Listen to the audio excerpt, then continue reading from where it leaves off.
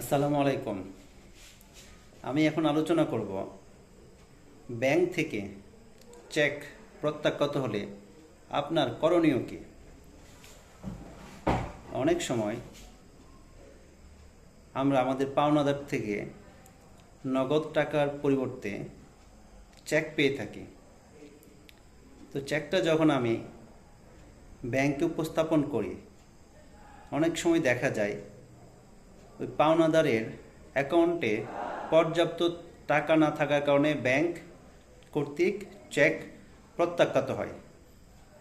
এই ক্ষেত্রে ব্যাংক থেকে চেক প্রত্যাখ্যাত হওয়ার জন্য আমি ব্যাংক থেকে একটা চেক মেমো সংগ্রহ করব, প্রত্যাখ্যাত হওয়ার জন্য একটা মেমো সংগ্রহ করব যে কেন ব্যাংক চেকটাকে প্রত্যাখ্যাত করলো।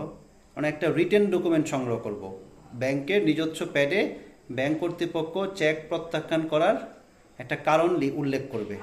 এরকম একবার প্রত্যাখ্যাত হওয়ার পরে 10 দিন পর আমি আবার ব্যাংকে ওই চেকটা উপস্থাপন করব। তারপরেও যদি ব্যাংক কর্তৃক চেকটা প্রত্যাখ্যাত হয়, তখনও আমি একটা ব্যাংক কর্তৃপক্ষ কর্তৃক একটা রিটেন ডকুমেন্ট সংগ্রহ করব কেন তারা চেকটাকে প্রত্যাখ্যান করলো।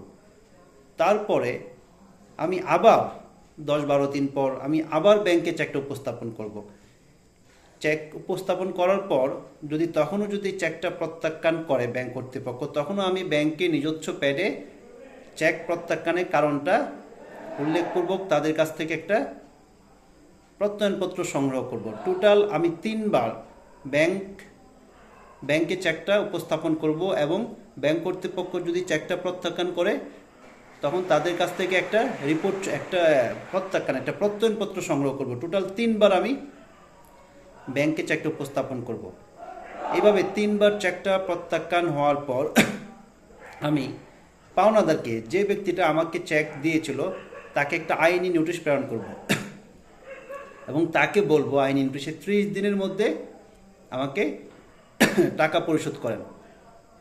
উক্ত 30 দিনের মধ্যে যদি সে টাকা পরিশোধ না করে, তাহলে আইনি নোটিশ প্রেরণ করার তাকে 30 দিনের মধ্যে আমি আদালতে তার বিরুদ্ধে মামলা দায়ের করব।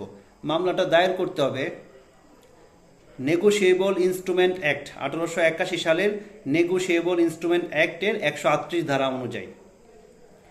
তো মামলা দায়ের করার পর উপযুক্ত প্রমাণগুলো যদি আমি আদালতে সাবমিট করতে পারি, তাহলে আদালত উক্ত ব্যক্তি, যে ব্যক্তিটা আমাকে চেক দিয়েছিল, তাকে সর্বোচ্চ 1 বছর কারাদণ্ড অথবা যে টাকাটার জন্য আমি মামলা দায়ের করেছি তার 3 গুণ তাকে জরিমানা করতে পারে অথবা উভয় দণ্ডে দণ্ডিত করতে পারে। আশা করছি কেউ যদি এরকম পরিস্থিতিতে পড়েন যে চেক প্রত্যাখ্যাত হয়, তাহলে এই সিস্টেমটা ফলো করে আপনি যদি কোর্টে মামলা দায়ের করেন, ইনশাল্লাহ একটা পজিটিভ দিক, আপনার একটা রেজাল্ট ইনশাল্লাহ চলে আসবে। এই পদ্ধতিটা অনুসরণ করে যদি মামলাটা দায়ের করেন, আপনি একটা ভালো ফলাফল পাবেন।